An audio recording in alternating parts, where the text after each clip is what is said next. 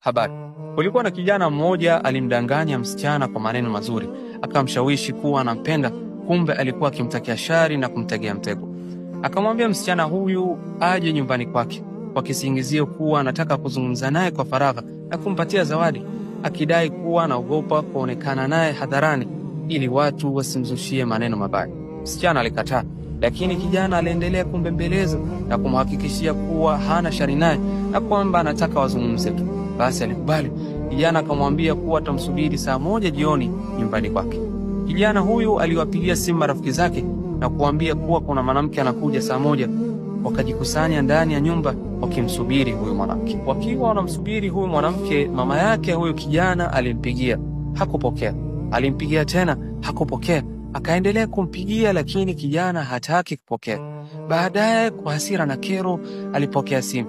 Mama yake akamwambia kwa huzuni, baba yako amepata ajali, yupo hospitalini, hali yake ni mbaya sana, njoo haraka.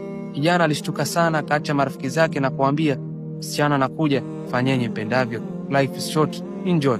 Kisha akakimbilia hospitalini. Alipofika mama yake alimuona, akamuuliza, dada yako yuko wapi?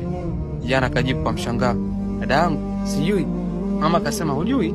Nilimtuma nyumbani kwako akuite kwa sababu ulikuwa upokee simu. Kijana alishtuka, akamwambia, unasemaje? Akakimbia kurudi nyumbani kwake akiwa amepagawa kabisa. Njiani akajaribu kumpigia simu dada yake, hakupokea. Akampigia yule msichana, akapokea na kumwambia kwamba muda umeenda na amekatazwa kutoka nyumbani. Jamaa akawa anakimbiza gari kama chizi. Alipofika alikuta dada yake amelala chini akiwa ametendewa unyama. Marafiki zake walikuwa tayari wameshamfanyia alichotaka. Kama alivyowaambia, msichana anakuja, fanyeni mpendavyo. Kabla hujafikiria kumdhuru msichana au kumuumiza, mkumbuke dada yako, mama yako, mke wako au binti yako. Mungu anaona kila kitu, na kama unavyotenda ndivyo utakavyotendewa. Asante.